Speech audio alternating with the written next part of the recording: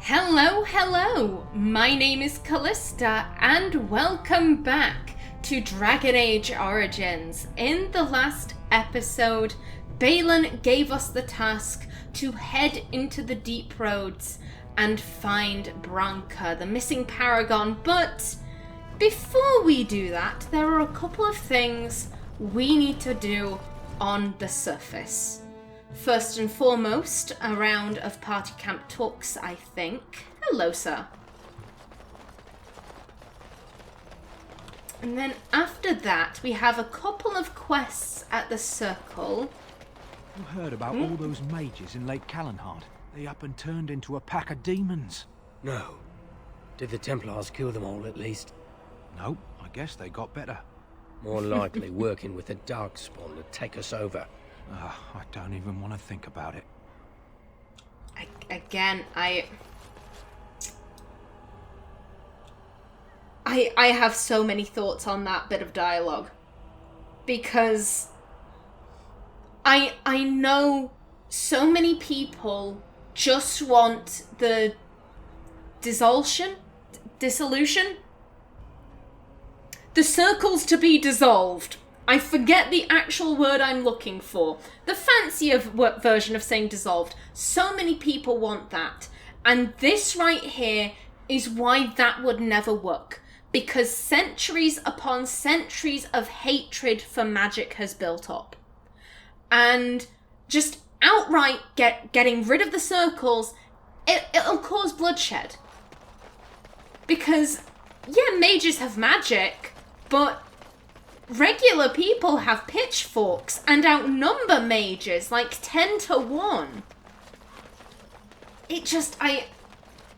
There needs to be middle ground with the mages. As much as how do I put that? I don't think they're not deserving of freedom. Everyone is deserving of freedom, but at this stage in its history, Thedas could not cope with the mages having complete freedom. It needs to be done in baby steps, I think.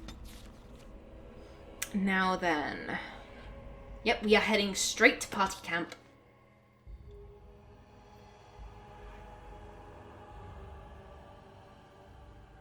I'm really interested in talking with Liliana. Just because I want to bring her back to Orzammar. I think I owe you an explanation for what happened earlier. Oh, this is, Wynne. She fell after we fought some Darkspawn and then she just kind of keeled over. Yes, you had me quite worried. You mean when you collapsed in battle? That you do indeed. Go on, out with it, make it quick, I'm busy. Yeah, I do think that Artin was worried about Wynne. Yes, you had me quite worried. You should know that something happened to me at the tower before you came along. You spoke to Petra, did you not? She told you I saved her from a demon. I did, but I did not survive that encounter. But you're standing right here. You're undead. This case of death is taking a while to kick in then. That's a really bad joke, Qwinn. But you're standing right here. Let me explain fully. I engaged a very powerful demon to rescue Petra.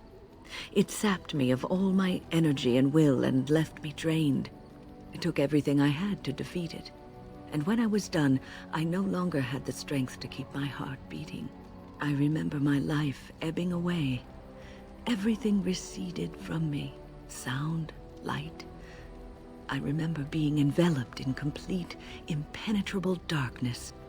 And then I sensed a presence enfolding me and cradling me, whispering quietly to me. The sensation is impossible to describe. I was being held back, firmly but gently, as a mother would a child, eager to slip from her grasp. I felt life and warmth flowing through my veins again. I began to be aware of small sounds and the discomfort of my hip pressing into the cold stone of the tower floor. That is an amazing story. So you were never really completely dead then, so you're alive, what's the problem?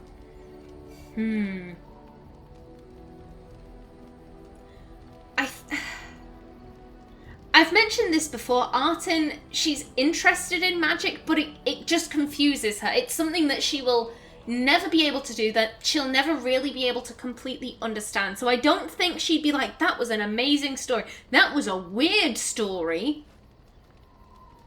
The mages have to do with some weird shit, but...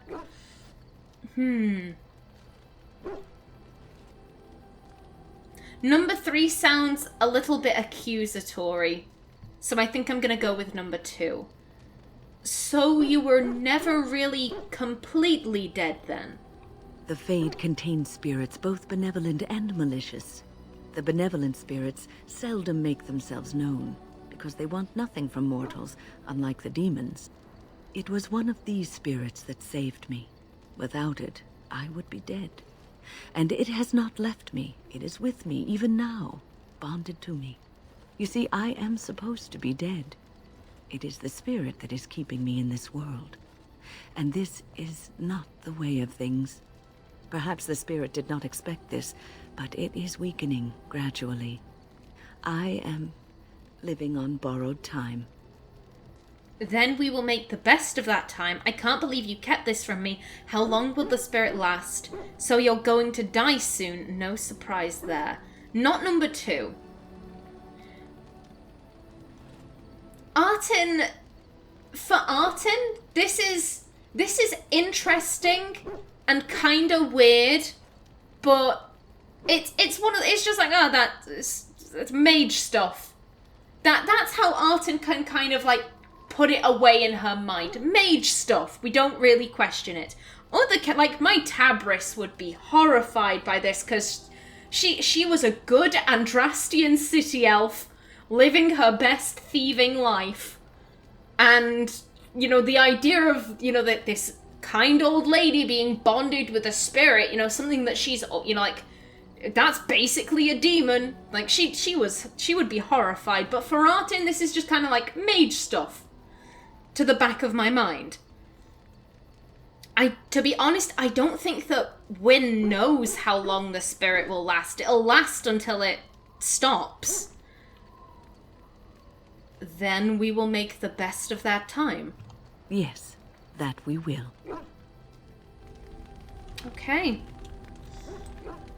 Now then, let's see. I never actually sold anything to Jannar, so I think I'll be stopping off with Bodan and Sandal first, but I never actually spoke to Emissary Karen. You witnessed the rarest of things, Warden.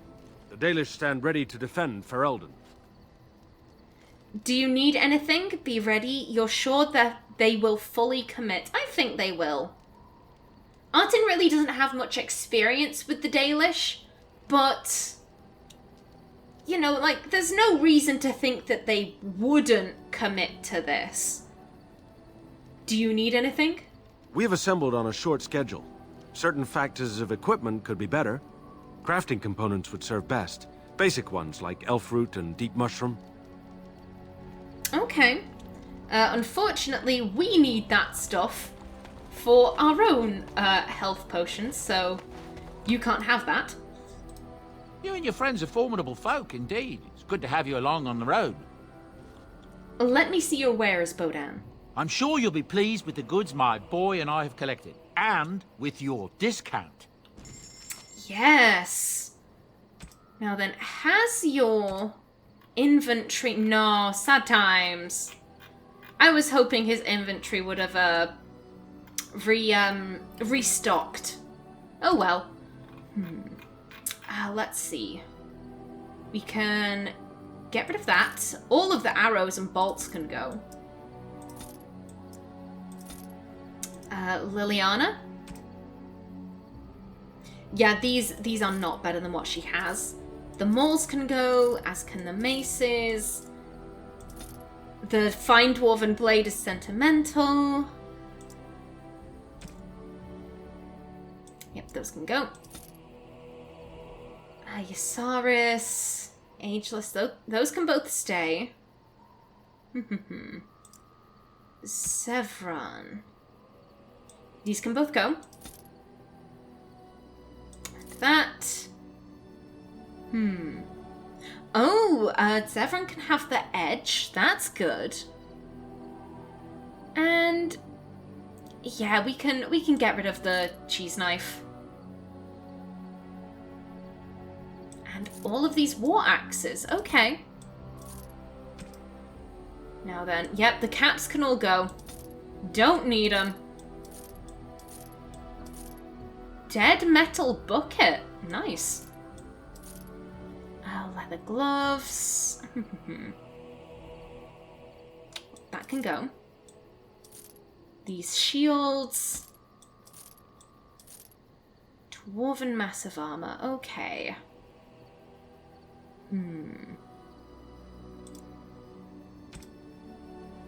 Ooh, wrong person. Excuse me.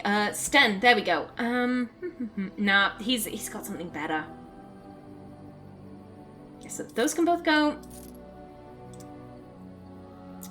Liliana. You. Zevran. That is better for you. As are the duster leather boots. Yeah, I'm very happy with Liliana having the lion's paw. Those can go. These can go.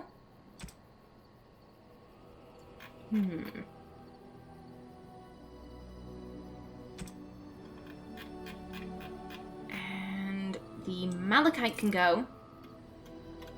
We have got so many gifts to give out. Jeez. Incense of awareness.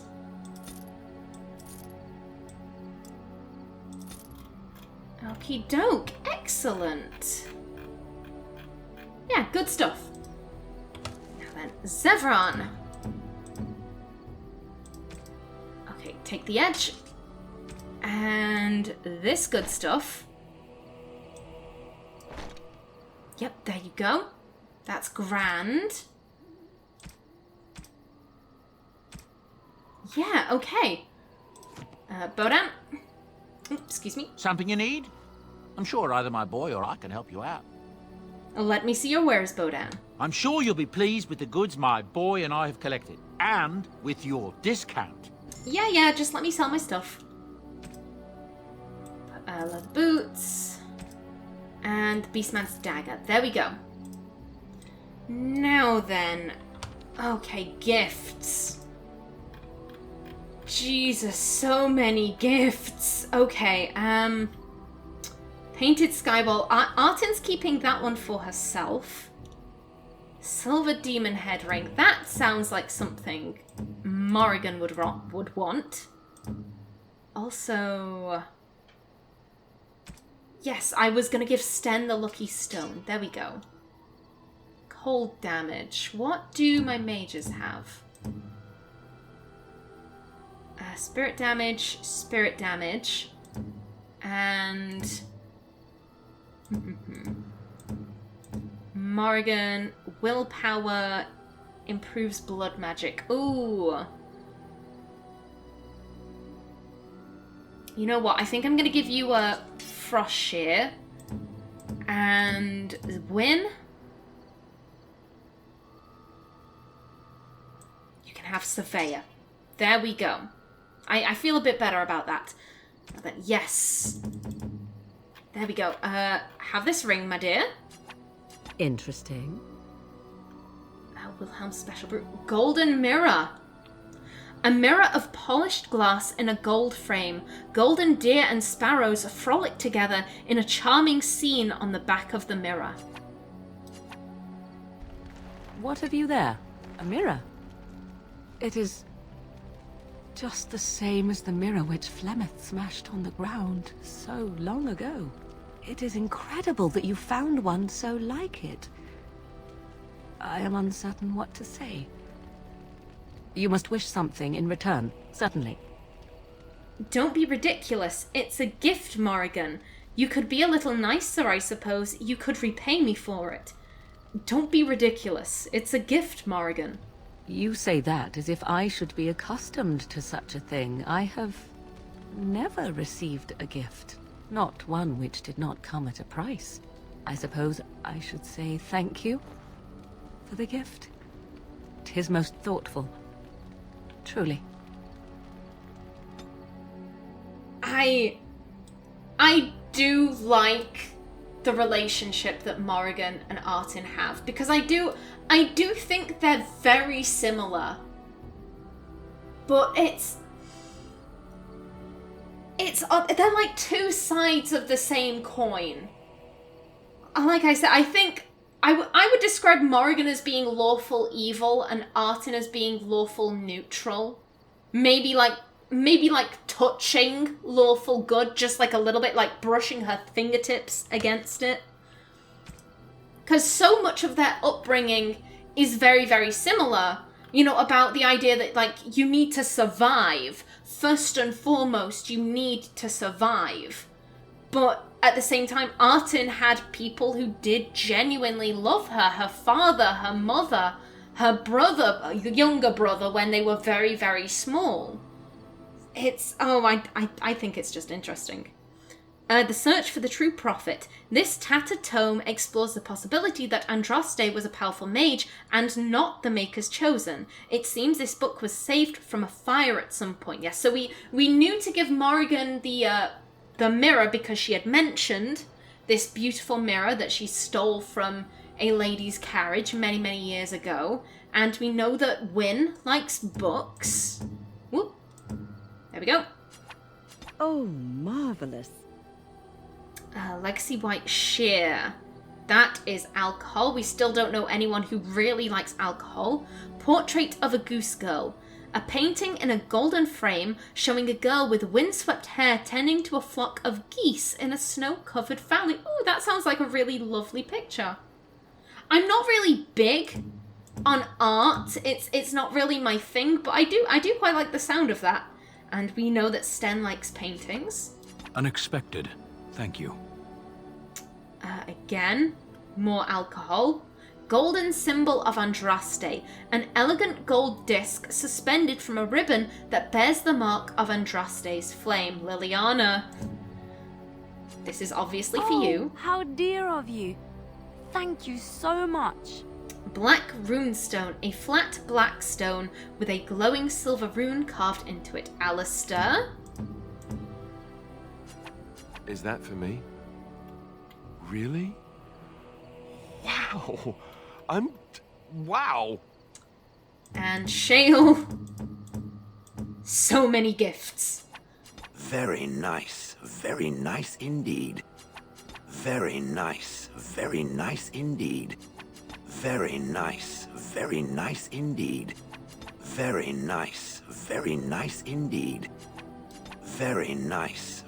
nice indeed. There we go. Yeah, the other section is looking a lot more manageable now. That's good. Oof, plus 80. Yes, excellent. Now then, I think, again... Actually, I'm standing right next to Shale. I might as well start with them. It speaks. I have some questions. It doesn't have better things to do. How did Wilhelm come to acquire you? That part I know, as Wilhelm often bragged about it to whomever was willing to listen to him. He claimed to have found me in the deep roads. I was in the ruins of a Tig, he said, deactivated, with my control rod not far away. You don't know why you were there? What was Wilhelm doing in the deep roads? Do you know where in the deep roads this was? So if he hadn't found you, let's move on. What was Wilhelm doing in the deep roads? It was a hobby of his, scavenging. One of the reasons he traveled so much is that he was looking for entrances into the deep roads, old places the dwarves had long forgotten. And then he would sneak down and search for magical treasure, before anyone was the wiser. Wouldn't that have been dangerous? Indeed. He had spells that allowed him to remain hidden and move quickly, but he had no defense against the blight, and worried constantly that he would get sick. If any darkspawn showed themselves, he fled. More often, he would have to fight other scavengers, dwarfs who had become tainted. In the end, it killed him. I mean, he found me there, right? You don't know why you were there. I think I remember a battle. It was long before, and then there was darkness. In short, no, I do not remember why I was there. It makes no difference. Do you know where in the Deep Roads this was? No. That secretive bastard refused to tell me. I would ask and ask, but no. He used to say that one day, if I were compliant and didn't talk back at his wife, he would take me there and I could look around myself. Rotten, lying bastard. If I had his head in my hands now, I would squeeze it like a giant lemon. Squish. So, if he hadn't found you... I wouldn't have had to put up with the twit, and I would be none the wiser. I don't think I was aware while I was there. Not like in the village. Or perhaps I was. Perhaps that was the dark place, and I simply couldn't see anything. How long could even I sit in the darkness and stare out at nothing, never sleeping? Oh, I do not wish to think of that. Let's move on. On then. Yeah, that is a rather chilling thought. Just standing and standing and standing. Ugh. It speaks. I have some questions. It doesn't have better things to do. You watched that village day and night for years. I do not sleep, so yes, and I thank it for reminding me. Try to imagine, if it will, what it would be like to be surrounded by nothing but boring peasants, all oblivious to it. Sounds like you were a bit of a voyeur. Oh, I'm sure it was more interesting than that. Yes, that would be rather horrid. Yeah, like I said, they thought that Shale was a statue. They were decorating it with, like, pumpkins and, like, scattering birdseed. I think they mentioned that they had, in a previous year, they had put a huge straw hat on Shale. Shale was kind of like a living doll. Ugh. Yes, that would be rather horrid.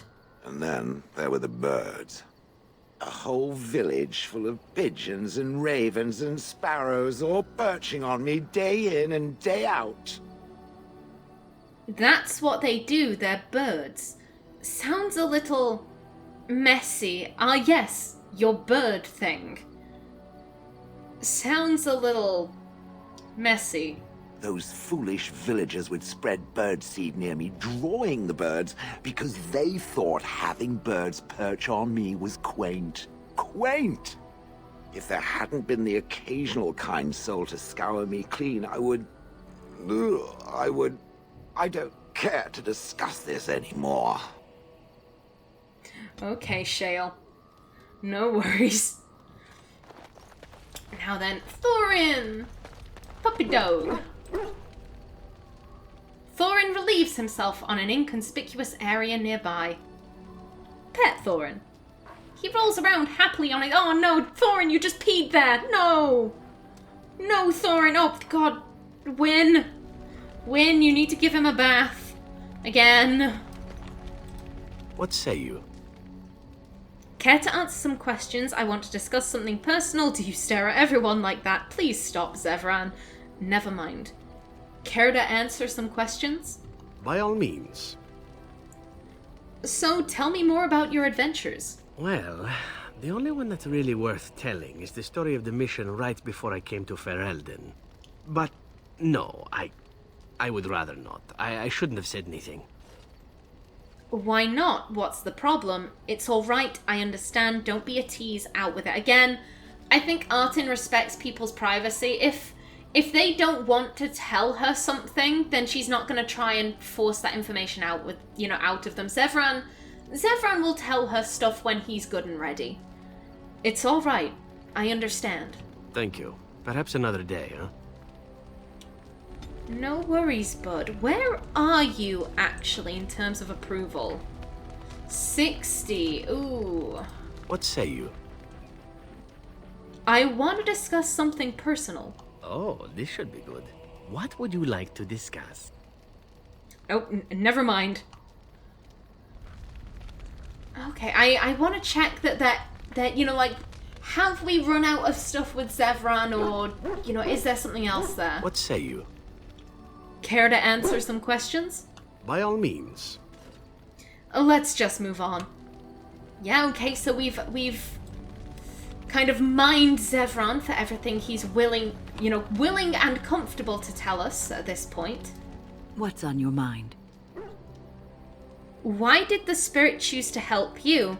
As a Grey Warden, I'll never lead a normal life, will I? I'd like to ask you something about the Circle. Nothing I shouldn't have disturbed you. Well, seeing as Wynne was talking about this spirit earlier, why did the spirit choose to help you? I have always had an affinity for the spirits of the Fade. As a child, I never feared my dreams because I knew they were there. You must have been a strange child.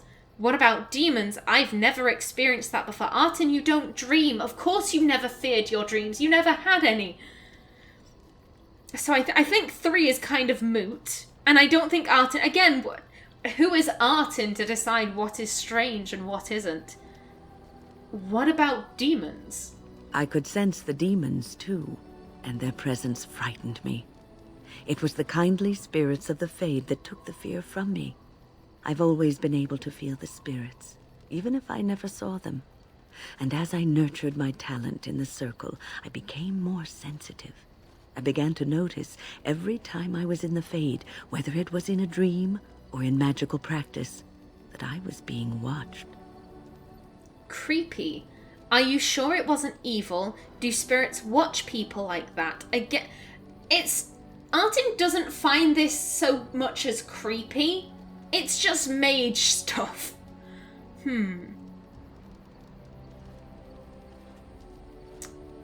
Ooh. Number 2 is a very valid question, but I don't think Artin is too worried about it. Oh.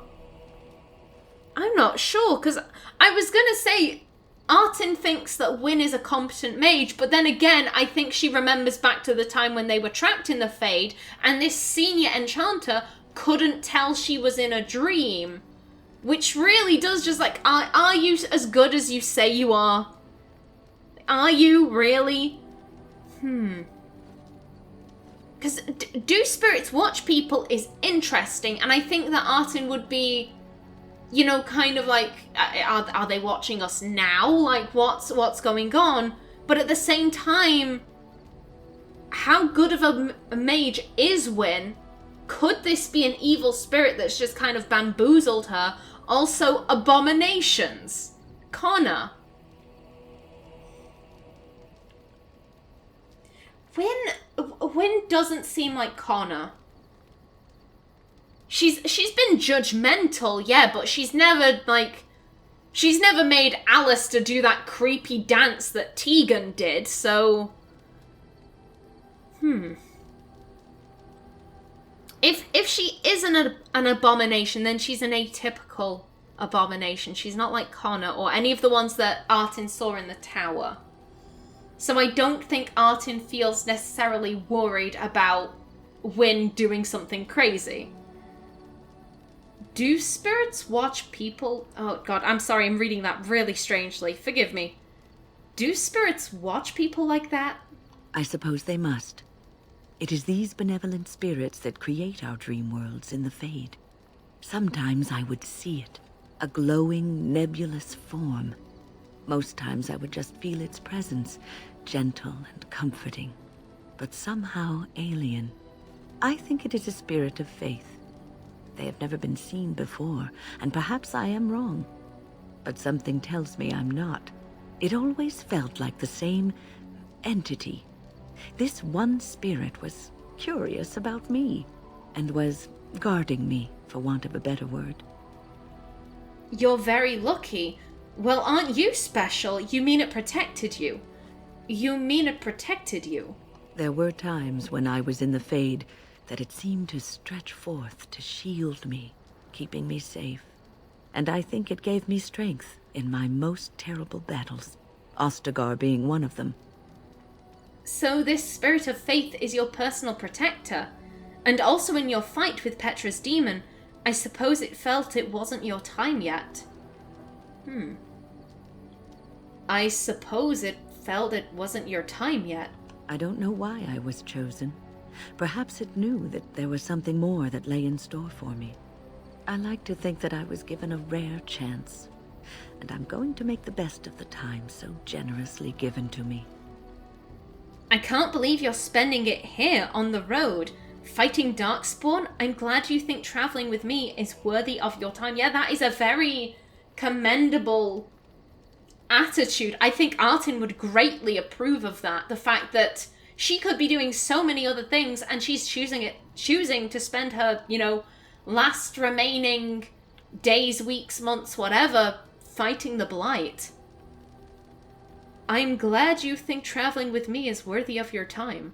I will not lie motionless in a bed with coverlets up to my chin, waiting for death to claim me. That is not the death for me. And so I will fight alongside the Grey Warden, and help prepare her for the task that is yet before her. So you had better listen to me, because I swear, if I should fall before the end and you don't seem to be doing things properly, I'll get up again to give you a good finger-wagging. I'll hold you to that promise. That will be something to see indeed. You're joking, right? Because that's disturbing. I'll hold you to that promise. You know, I think you'll be all right, even without my help. What's on your mind? Is there something we can do to cure you? Yeah, well, we might as well continue on with this line of thought. Is there something we can do to cure you? Cure me? What, am I sick now? In a sense, you're a little dead. I guess death isn't an illness, is it? I guess death isn't an illness, is it? Even you know that you cannot cure the dead. And I'm not the only one dying. You are too. I'm just more efficient about it. Ah, child, your concern is heartwarming. But death comes to everyone, and it is not something to fear. You're not afraid? I'd rather be alive, really. I don't fear death. It's the dying that scares me. You're not afraid? People fear not death, but having life taken from them. Many waste the life given to them, occupying themselves with things that do not matter. When the end comes, they say they did not have time enough to spend with loved ones, to fulfill dreams, to go on adventures they only talked about. But why should you fear death if you are happy with the life you have led? If you can look back on everything and say, yes, I am content. It is enough. Are you content? Because we always want more. I think it depends on the person you are. Yeah, I think this is Artin trying to gauge, just where Wynne sits on this. I think she wants to make sure that Wynne isn't, secretly afraid. Because that, it could hinder them if they're in a huge battle and Wynne just has a kind of oh no, what if this is where I expend all of my magic? Are you content? I think I've led a good life, a full life, and I, for one, am not afraid of death, whatever it may bring. They say that when you die, your spirit travels through the fade and returns to the Maker. And after that, we'll see, won't we? Okay, Wynne. Now then, I am just about out of time for this episode. In the next, we will speak with the rest of our companions and then probably do a bit of side questing. But until then, please remember to like if you enjoyed, leave a comment below, and if you wanted to subscribe, it would be very much appreciated. I've been Callista. Thanks for watching, and see you in the next episode.